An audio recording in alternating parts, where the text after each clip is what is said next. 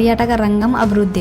నిరుద్యోగ యువతకు ఉపాధి అవకాశాలు. నల్లమల్ల అందాలు ప్రకృతి ప్రేమికులకు ఆనందాన్నిస్తుంది. నల్లమల్ల అడవుల్లో పర్యాటక రంగం అభివృద్ధితో పాటు ఇక్కడి వనరులను ఆధారంగా నిరుద్యోగ యువతకు ఉపాధి కల్పించే దిశగా తెలంగాణలో పర్యాటక రంగాన్ని అభివృద్ధి చేస్తామని రాష్ట్ర మంత్రులు జూవెల్లి కృష్ణారావు, దామోదర్ రాజు నరసింహులు పేర్కొన్నారు.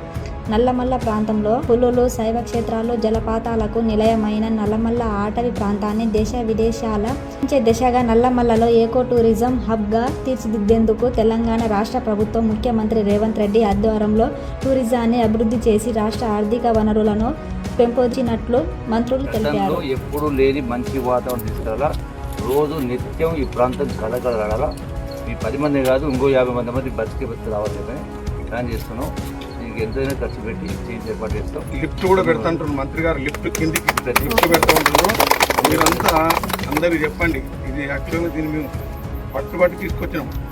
మంత్రి గారిని ఒప్పించి పాపం వారికి కూడా మన ప్రాంతం ఉంటంత అభిమానం ఇక్కడ ఉన్నవాళ్ళు అన్నిటి నుంచి టూరిజం డెవలప్ చేయాలనే ఆకాంక్ష ఉంది.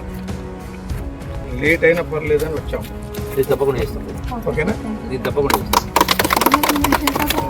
స్టడీ టూర్ను నిర్వహిస్తున్నట్లు వెల్లడించారు. తెలంగాణ రాష్ట్రంలో అత్యధిక పురాతన సంపద కళలు ఉన్నాయని, వాటిని అభివృద్ధి చేస్తామని తెలిపారు. తెలంగాణ రాష్ట్రంలో పర్యాటక రంగం అభివృద్ధితో పాటు నిరుద్యోగ యువతకు ఉద్యోగ అవకాశాలు కల్పించాలన్న తనతో రాష్ట్ర ముఖ్యమంత్రి రేవంత్ రెడ్డి పనిచేస్తున్నారని తెలిపారు. తెలంగాణలో అనేక పర్యాటక ప్రదేశాలు ఉన్నాయని, పురాతన కట్టడాలు, కొండలు, గుట్టలు, పురాతన గొప్ప దేవాలయాలు, పురాతన కళను సంపద ఉన్నాయని, పర్యాటకులను రప్పించే ప్రదేశాలు చాలా ఉన్నాయని, పర్యాటక ప్రాంతాల ద్వారా స్థానిక యువతకు ఉపాధి, ఉద్యోగ అవకాశాలు లభిస్తాయని, తద్వారా రాష్ట్రానికి ఆదాయం కూడా సమకూరుతుందని తెలిపారు.